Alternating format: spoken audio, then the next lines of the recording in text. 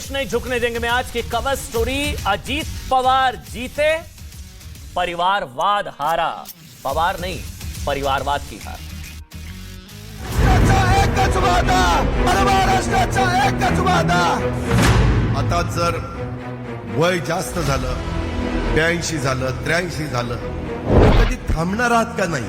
तुम्ही आशीर्वाद द्या ना। त्याच्या संदर्भामध्ये आम्हाला वाटतं तुम्ही शतायुष्य व्हावं।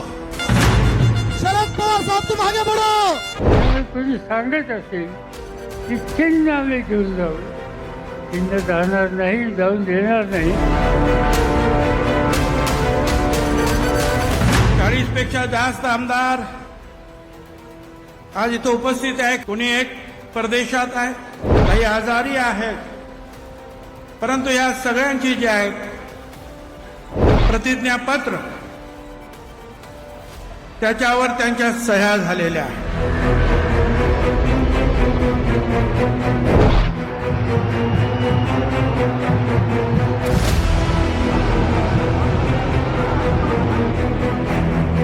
जोरदार टाळ्यामध्ये स्वागत झालं पाहिजे।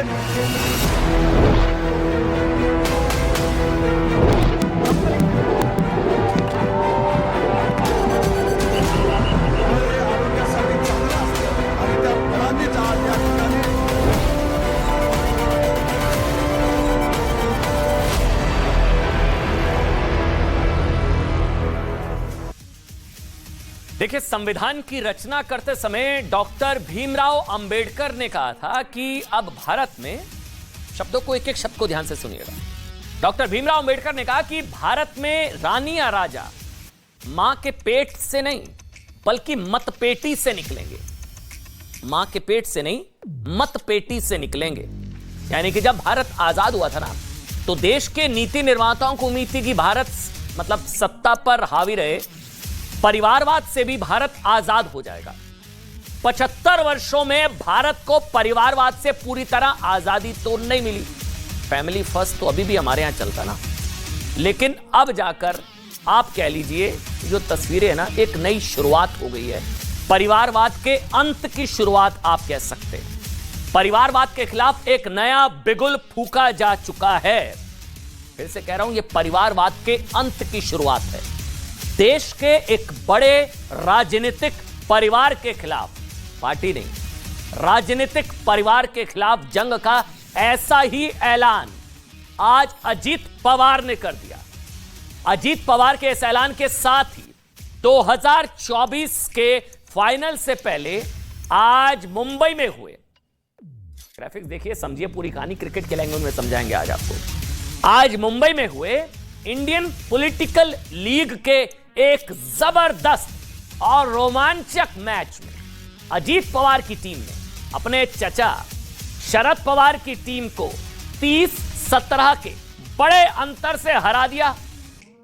अजीत पवार का टारगेट था, वो था 42 का टारगेट, 42 विधायकों को जोड़ने का था। वो 30 रन ही बना सके, या कहिए 30 विधायकों को अपने साथ ले आए। अब स्कोर का पीछा करते हुए शरद पवार एंड टीम 17 पर ऑल आउट हो गई। 17 रन पर शरद पवार ऑल आउट हो गए। मतलब मुंबई में हुए इस इंडियन पॉलिटिकल लीग के मैच में अजीत पवार जीते और परिवारवाद, पवार या परिवारवाद हारा। राजनीति के नजरिए से देखें तो 63 साल के अजीत पवार ने किसी युवा खिलाड़ी की तरह ताबड़तोड़ बल्लेबाजी की। उन्हें अंदाजा था कि जिस पिच पर वो उतरे हैं वो उनके पक्ष में हो चुकी है। सियासी मौसम भी उनके साथ है। उनके पास लंबा बैटिंग लाइनअप है, 30 तक पहुंच गया। वैसे लंबा बैटिंग लाइनअप है जिसमें छगन भुजबल हैं, प्रफुल्ल पटेल जैसे अनुभवी खिलाड़ी शामिल हैं। सामने 82 साल के शरद पवार की टीम थी जिसमें बड़े खिलाड़ियों की बहुत कमी है। शरद पवार के साथ पिच पर जितेंद्र आवाड़ उतरे, उनकी बेटी सुप्रिया सुले का भी उनको साथ मिला।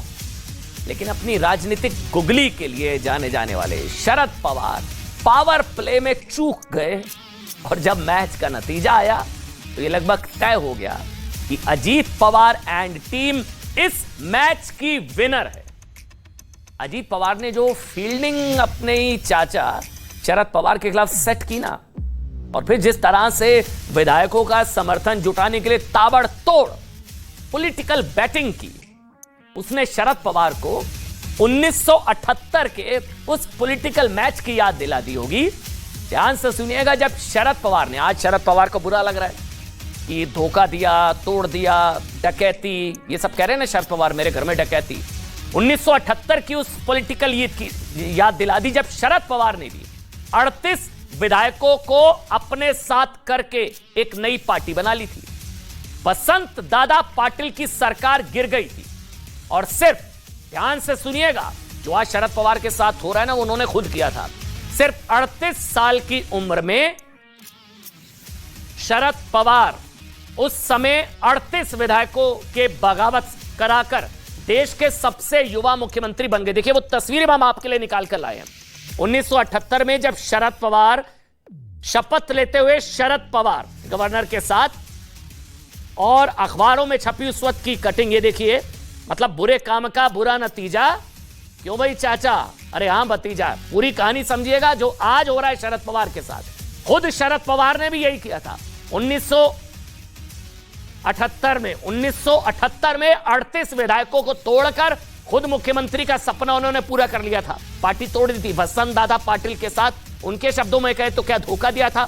शरद पवार उस समय 38 साल की उम्र में 38 विधायकों के साथ बगावत करके देश के सबसे युवा मुख्यमंत्री बन गए थे।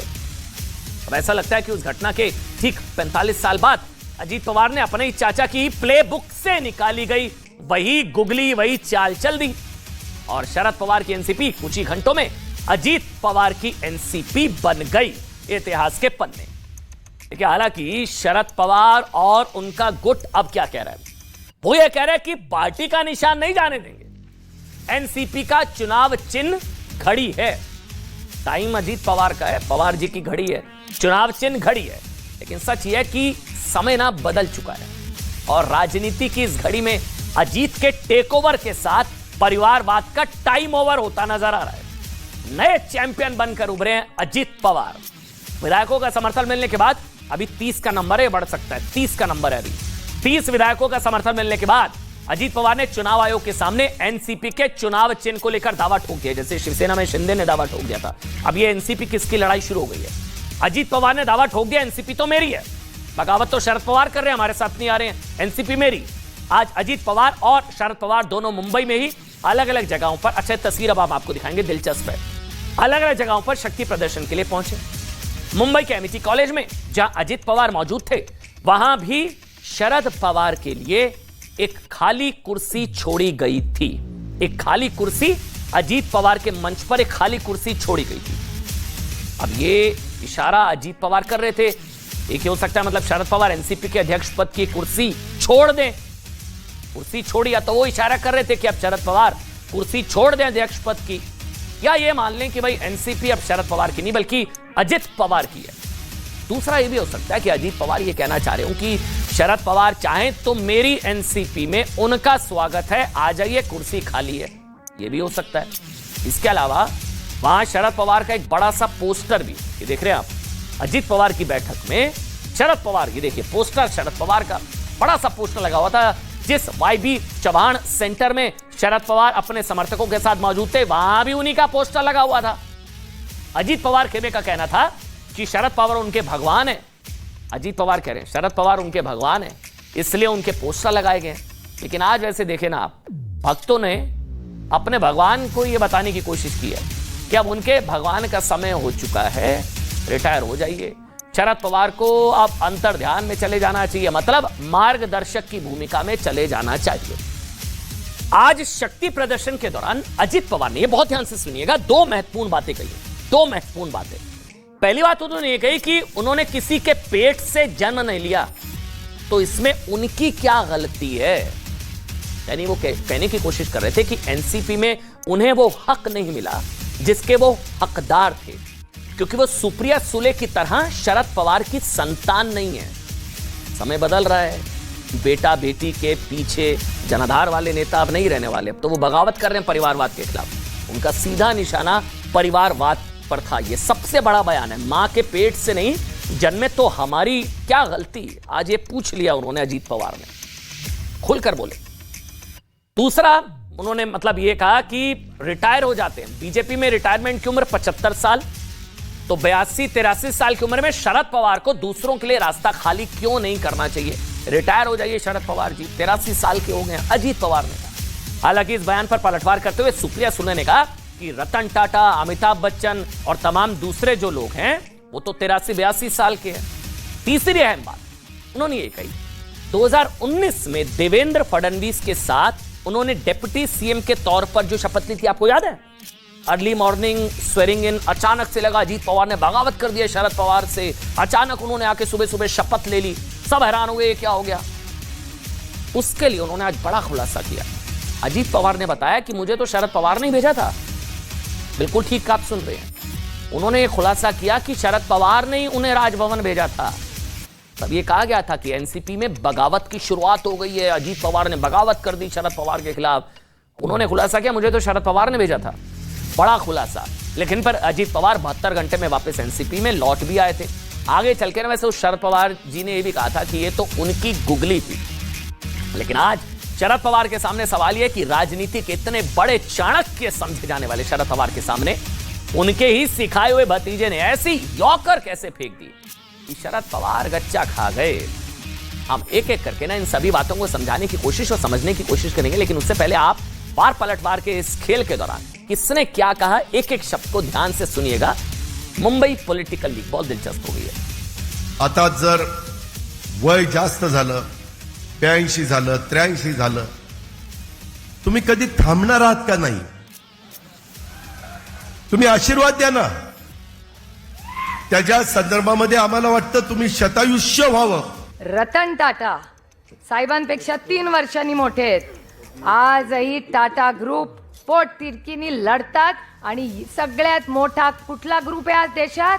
टाटा ग्रुप आहे। रतन टाटांचं वय काय? 86। त्याच्यानंतर सिरम इन्स्टिट्यूट घेतलं का नाही इंजेक्शन? सायरस पुनावालाचं वय काय?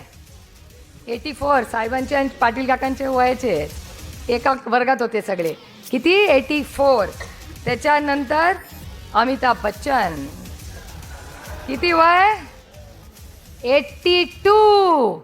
आज कुठली जाहिरात लागताना सगळ्यात पॉप्युलर नाम कोण आहे? अमिताभ बच्चन। वय किती?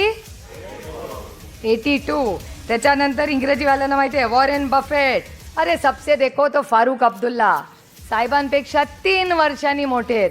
मला अब देखिए अजीत पवार ने कहा कि उनकी गलती ये है कि उन्होंने मां के मतलब परिवार में उन मां के पेट से जन्म लिया, जिस परिवार में सुप्रिया सुले यानी कि वो शरद पवार के भतीजे हैं, बेटे नहीं हैं। अगर बेटे होते तो शरद पवार सुप्रिया सुले की जगह उन्हें एनसीपी की कमान सौंपने का मन बना लेते।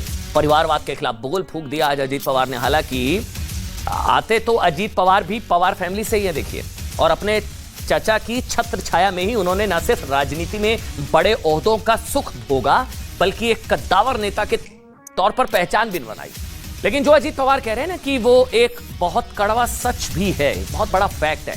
2019 में जो सांसद लोकसभा में चुनकर आए उनमें से 30% ऐसे थे जो किसी ना किसी राजनीतिक परिवार के सदस्य थे। परिवारवाद बहुत ही कड़वा सत्य है, लेकिन अब परिवारवाद के अंत की शुरुआत हो गई है। जिन एनसीपी अध्यक्ष शरद पवार पर अजीत पवार परिवारवाद के आरोप लगा रहे हैं ना, 2019 में उस एनसीपी के 40% सांसद ऐसे थे जो किसी ना किसी राजनीतिक परिवार से आते हैं। इनमें से एक तो खुद शरद पवार की बेटी सुप्रिया सुले जी हैं। बाकी बड़ी पार्टियों की बात करें तो कांग्रेस के लगभग 44% सांसद, बीएसपी के 50% सांसद, लोक जनशक्ति पार्टी के 83% सांसद, समाजवादी पार्टी के 60% सांसद 60%, वाईएसआर कांग्रेस पार्टी के 32% सांसद डायनास्ट हैं। यानी ये सब चुनाव लड़े हैं, चुनाव लड़े भी और जीते भी सिर्फ इसलिए क्योंकि ये किसी ना किसी राजनीतिक परिवार के सदस्य। लेकिन अब समय बदल रहा है, अब टाइम बदल रहा है। 330 सीटें जीतने के बावजूद बीजेपी के 25% सांसद ही ऐसे हैं जो किसी राजनीतिक परिवार से संबंध रखते हैं। इस पायदान में सबसे नीचे टीएमसी, तृणमूल कांग्रेस जिसके करीब 23% सांसद परिवारवाद की वजह से चुनाव लड़ पाए और जीत पाए। लेकिन अब इस परिवारवाद पर चोट अब हो रही है। अलग अलग पार्टियों के बड़े नेता खुद परिवारवाद का शिकार हो रहे हैं, वो भी खुलकर इस भेदभाव के खिलाफ अब सामने आ रहे हैं, और देश की जनता भी। 2019 में भारत की जनता ने ऐसे बहुत सारे ऐसे बड़े और कद्दावर नेताओं को हराया जो किसी राजनीतिक परिवार से आते हैं। मेरिट का टाइम है, सरनेम से कुछ नहीं होता। गांधी परिवार, यादव परिवार, करुणानिधि परिवार, अब सरनेम नहीं, मेरिट का टाइम है। राहुल गांधी को अमेठी से हार मिली ना। ये सीट 1967 से कांग्रेस का सबसे मजबूत गढ़ थी। राहुल गांधी हारे वहां से, परिवारवाद की हार। कन्नौज से अखिलेश यादव की पत्नी डिंपल यादव हार गई। हालांकि 2022 में वो मैनपुरी का उपचुनाव जीतकर संसद पहुंचने में कामयाब रही, पर 2019 में डिंपल यादव समेत यादव परिवार के शिवपाल यादव, अक्षय यादव, धर्मेंद्र यादव सीट नहीं बचा पाए। परिवारवादी पार्टियों के लिए वेकअप कॉल है ये। चौधरी चरण सिंह के बेटे अजीत सिंह और पोते जयंत चौधरी भी अपनी सीट नहीं बचा पाए थे। हरियाणा में चौटाला और हुड्डा परिवार को भी हार मिली थी। लिस्ट बहुत लंबी है। लालू प्रसाद यादव की बेटी मीसा भारती भी हार गई थी, मिलिंद देवड़ा भी हार गए थे, अशोक गहलोत के बेटे वैभव गहलोत के इससे भी हार आई थी। लेकिन अब भी ना देश में ऐसी कई राजनीतिक पार्टियां हैं जिनके लिए परिवार ही प्रायोरिटी है, फैमिली ही फर्स्ट है, नेशन फर्स्ट नहीं है, फैमिली फर्स्ट है। और एनसीपी में आज जो बगावत हुई है वो इसी परिवारवाद का नतीजा है। कुछ दिनों पहले ना भोपाल में कार्यक्रम में प्रधानमंत्री नरेंद्र मोदी ने भी राजनीति के इन परिवारों पर निशाना साधा था और कहा था कि ये पार्टियों का मकसद सिर्फ अपने बेटे बेटियों को जीत दिलाना है, देश का भला नहीं है, बेटे बेटियों का भला करना है। सुनिए वो बयान। गांधी परिवार के बेटे बेटी का विकास करना हो तो फिर कांग्रेस को वोट दीजिए। आपको मुलायम सिंह जी के बेटे का भला करना है तो फिर समाजवादी पार्टी को वोट दीजिए। अगर आप लालू परिवार के बेटे बेटियों को उनका भला करना चाहते हो तो आरजेडी को वोट दीजिए। आपको शरद पवार जी की बेटी का भला करना हो तो आप एनसीपी को वोट दीजिए। आपको अब्दुल्ला परिवार के बेटे का भला करना हो तो आप नेशनल कॉन्फ्रेंस को वोट दीजिए।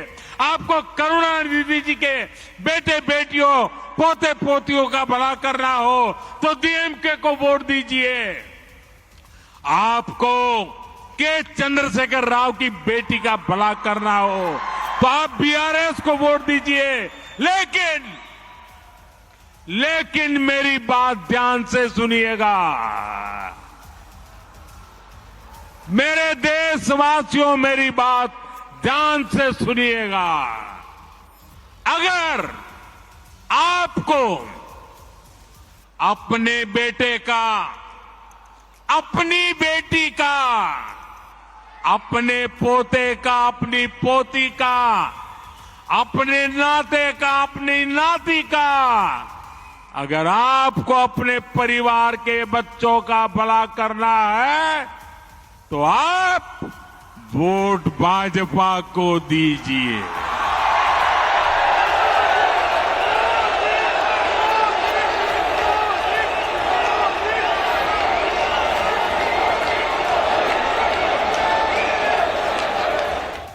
अच्छा, सबसे बड़ी बात अजीत पवार ने कहा कि भाई शरद पवार 82-83 साल के हो गए हैं और उन्हें रिटायरमेंट ले लेनी चाहिए। युवा नेताओं के लिए रास्ता खाली कर देना चाहिए। 83 साल के हो चुके हैं, अब मार्गदर्शक की भूमिका में आ जाइए। अब आप देखिए कि आम आदमी 60 साल की उम्र में रिटायर हो जाता है आमतौर पर। सरकारी नौकरी में तो मतलब इस उम्र का रिटायर होने पर ही रिटायरमेंट लेनी पड़ती है। इस उम्र के अगर आप हो गए तो रिटायरमेंट लेनी पड़ती है। खिलाड़ी भी जैसे महसूस करते हैं ना कि अब उनमें पहली जैसी फुर्ती नहीं रही है, उनका खेल पहले जैसा नहीं रहा है, तो वो रिटायरमेंट ले लेते हैं। युवाओं के लिए छोड़ दिया जाता है। जीवन के लगभग हर क्षेत्र में लोगों को कभी ना कभी रिटायरमेंट लेनी ही पड़ती है। लेकिन राजनीति ऐसा इकलौता पेशा है जिसमें नेता कभी रिटायर नहीं होना चाहते, और अगर होते भी है ना तो सिर्फ तभी जब वो अपने बेटे या बेटी या परिवार के किसी सदस्यों को अपनी कुर्सी पर बैठा देते हैं। ये तो फैक्ट है ना। 82 साल के शरद पवार भी इसी कोशिश में लगे हैं। आज उनकी बेटी सुप्रिया सुले ने रतन टाटा और अमिताभ बच्चन का उदाहरण देते हुए कहा कि इन दोनों की भी काफी उम्र हो चुकी है, लेकिन इन्होंने तो रिटायरमेंट नहीं ली। ये कहा ना सुप्रिया सुले जी ने। लेकिन सुप्रिया सुले ये भूल गई कि अमिताभ बच्चन 80 साल की उम्र में अब फिल्मों में लीड रोल नहीं करते। जिस तरह के एक्शन पैक्ड रोल वो अपनी जवानी के दिनों में क्या करते थे ना, शरद पवार चाहते तो वो भी एनसीपी के मुख्य किरदार की भूमिका से हट सकते थे। युवाओं को मौका दे सकते थे, परिवार को नहीं कि परिवार को, लेकिन उन्होंने ऐसा नहीं किया। रही बात रतन टाटा की, तो उन्होंने 2012 में 75 साल की उम्र में टाटा समूह के चेयरमैन के पद से हटकर वो रिटायर हो गए थे। वो आज भी सक्रिय हैं, लेकिन इसका मतलब ये नहीं है कि वो टाटा ग्रुप को उसी तरह चला रहे हैं जैसे शरद पवार 82 साल की उम्र में एनसीपी को चलाना चाहते हैं। यानी कि टोटल कंट्रोल की चाहत भारत के नेताओं को ना न्यूजीलैंड की 22 साल की पूर्व प्रधानमंत्री जेसिंडा आर्डन से सीखना चाहिए। ये कहानी हम आपको सुनाते हैं, जो अपने देश में ना बहुत पॉपुलर थी, जिन्हें जन समर्थन हासिल था, लेकिन इसी साल अप्रैल में एक दिन अचानक उन्होंने ये कहते हुए अपने इस्तीफे की घोषणा कर दी, ये जेसिंडा, कि अब उन्हें नहीं लगता है कि उनमें काम करने की ताकत बची है। सोचिए 42 साल की उम्र में एक देश के प्रधानमंत्री का रिटायर हो जाना, प्रधानमंत्री का 42 साल की उम्र। अब भारत की बात करिए, हमारे देश में इतनी उम्र में तो राजनेता कई बार पहली बार जीत हासिल कर लॉन्च ही नहीं हो पाते। इस उम्र में तो कई नेता हमारे यहाँ पर 42 साल में भी लॉन्च नहीं हो पाते, लेकिन हो भी जाते हैं तो पहली बार मतलब जीतकर संसद या विधानसभाओं में पहुंचते हैं, और राजनीति की दुकान चल पड़े तो फिर 80-90 साल तक की उम्र में भी वो रिटायर नहीं होना चाहते होंगे भी, तो फिर आगे जो है अपनी बेटा बेटी को सेट करके जाएंगे।